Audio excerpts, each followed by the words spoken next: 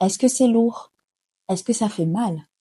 Est-ce que ça se lave pour les faire? Ça prend combien de temps? Ça faisait bien longtemps que je n'avais plus eu ces questions. Faut savoir que quand j'étais plus jeune, ma mère, elle me faisait régulièrement des tresses pour que ce soit plus rapide pour me préparer lorsque j'allais à l'école. Et c'est que récemment que j'ai décidé d'en refaire. Donc, pour changer de tête et le temps que je retrouve ma longueur. Et donc, toutes les questions que mes collègues ont pu me poser ce mois-ci. Donc, ça m'a fait beaucoup rire, mais ça m'a surtout inspiré cette vidéo. Donc, sachant que les tresses font partie de notre culture, dans cette vidéo, je souhaitais survoler leur incroyable histoire et franchement, je pèse mes mots, et surtout voir leur signification. Donc, si le sujet vous intéresse, je vous invite fortement à vous installer confortablement sous votre petit plaid et à vous prendre un bon bol de chocolat chaud. Et c'est parti. Donc, si aujourd'hui on met des tresses pour le style, pour changer de tête ou comme coiffure protectrice, auparavant, en plus de tout cela, elles permettaient de communiquer, s'exprimer, de montrer son statut social. Elles pouvaient également être un outil de revendication. Donc, si je vous dis Bunbunguro ou Dembauro, est-ce que vous voyez de quoi je parle? Excusez-moi pour la prononciation.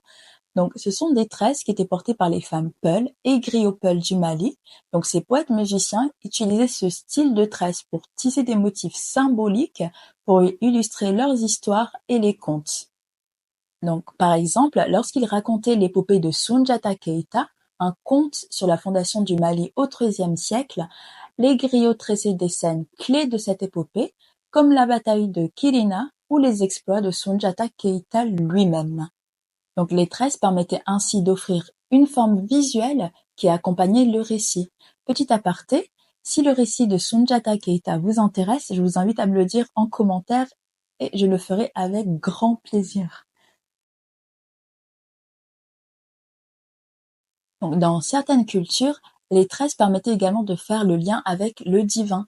Les motifs et les styles de tressage étaient chargés de significations spirituelles et permettaient là aussi d'illustrer ou de raconter des histoires sur les croyances religieuses, les mythes et les légendes. Par exemple, chez les Yoruba du Nigeria, on pouvait les voir tresser de Irin Kuko ou Irun Agogo. Ce sont des tresses serrées auxquelles on ajoutait des perles et des coquillages. Donc, ce style leur permettait de représenter des divinités Yoruba telles qu'Obatala, Oshun, Shango ou d'autres symboles sacrés associés à la religion Yoruba. En fait, les croyances religieuses, les mythes et les légendes représentés dans cette coiffure incluent des récits sur la création du monde selon la cosmologie Yoruba, les exploits des dieux, les déesses, mais aussi les enseignements des ancêtres. Donc si j'arrive à vous trouver une image, je vous l'afficherai juste là. À l'époque de l'esclavage, il arrivait aux esclaves d'utiliser leurs tresses comme moyen de communication. Donc leurs tresses contenaient des messages cachés sur les plans d'évasion, les routes à suivre, et pour ça, il y a une vidéo que je vous recommande, que vous allez d'ailleurs retrouver sur YouTube. C'est une vidéo sur la Colombie. Je vais vous mettre, je pense que ce sera plus simple, je vais vous mettre le lien en barre de description. En fait, le journaliste va en Colombie, retrace l'histoire des Noirs esclaves colombiens, et il y a une partie sur l'usage des tresses, et c'est hyper intéressant. Donc je vous recommande vivement, si vous avez quelques instants, n'hésitez pas. Mais ici, l'exemple illustre que je vais vous citer, c'est celui de The Underground Railroad, donc le chemin de fer clandestin en Amérique du Nord. Donc c'était un réseau de routes utilisé par les esclaves pour fuir les plantations, et les plans étaient sur leur tête. Donc dans une coiffure de tresse, la disposition des nœuds, des perles ou des torsades indiquait la direction à suivre, et les perles signifiaient le danger ou un endroit où vous pouvez retrouver de l'aide. Et l'une des figures emblématiques de cette pratique, c'est Henriette Tubman. Donc je vous conseille là également de regarder, il y a un film Henriette qui est sorti en 2020, n'hésitez pas à le regarder. Et en parallèle, si vous souhaitez que je fasse une vidéo sur son histoire, n'hésitez pas à me l'indiquer en commentaire, ça sera avec grand plaisir, franchement. Évidemment, Les différents styles de tresse pouvaient être un marqueur social de rang dans la société. Elles confirmaient également l'âge, le statut marital ou le métier d'une personne. Au Ghana, par exemple, la royauté Ashanti faisait des tresses aux motifs géométriques, ils ajoutaient des perles et des pièces d'or pour symboliser leur rang. Alors que la classe ouvrière, elle, leurs tresses étaient plus simples et régulières sans trop d'ornements. Donc, au Nigeria, le style de tressage permettait également de connaître le statut marital d'une femme.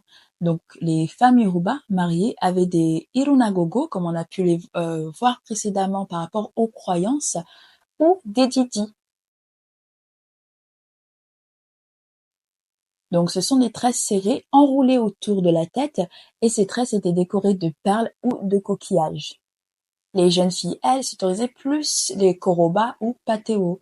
Donc, elles étaient un peu plus libres et plus créatives surtout. Et elles aimaient la longueur, donc avoir des longues tresses et beaucoup de décoration. Au Mali, certains métiers étaient marqués par une coiffure spécifique. Par exemple, les guerriers Bambaras faisaient des taux. Donc, ce sont des tresses courtes, tressées en ligne droite. À côté de ça, les agriculteurs Bambara portaient fièrement des simbos. Donc, c'est des nattes tressées de manière à former des lignes ondulées ou des motifs inspirés de la nature. Alors, bien sûr, la liste est non exhaustive et n'hésitez pas dans les commentaires à me partager des exemples sur l'utilisation dans d'autres pays et je me ferai un plaisir de lire vos commentaires et si une deuxième partie vous intéresse, dites-le moi également. Donc ces petits sauts dans l'histoire nous ramènent à aujourd'hui. Donc j'ai lu en écrivant cette vidéo que les tresses sont symboles d'expression culturelle, marqueurs de style et de mode et permet de renforcer notre identité. Est-ce que c'est pas beau ça? Donc avant qu'on se quitte, je souhaitais faire le tour de quelques pays et voir ensemble les modèles de tresses les plus populaires dans chacun d'entre eux. Donc on va commencer avec le Nigeria. Donc au Nigeria, évidemment, c'est les box braids. Au Sénégal, c'est les nattes collées. Au Ghana, en première position, on retrouve les cornrows. Et pour finir, au Kenya, c'est les Marley Twist. C'est mes préférés de toutes. Franchement, j'en suis fan. Et c'est d'ailleurs ce que je porte actuellement. Elles sont géniales. Franchement, elles sont trop belles. Et ça donne un style de fou. Ah, je suis enfin arrivée à la fin de cette vidéo. Donc cette vidéo touche à sa fin. Donc c'était important pour moi que ma première vidéo soit sur ce sujet et j'espère sincèrement qu'elle a pu vous plaire. Donc j'ai encore deux, trois choses à améliorer, je pense, par rapport au set, mais petit à petit, ça va arriver. Mais en tout cas, je vous remercie d'avoir regardé cette vidéo. J'espère qu'elle vous a plu. N'hésitez pas à me le dire en commentaire et aussi si vous avez des suggestions, n'hésitez pas, je suis preneuse. N'hésitez pas à liker, à partager et à mettre la cloche parce que je pense que la prochaine vidéo va également vous plaire. Et sur ce, eh bien, selon l'heure à laquelle vous regardez cette vidéo, eh bien, je vous souhaite une belle matinée, une belle après-midi et une belle soirée à vous. Merci.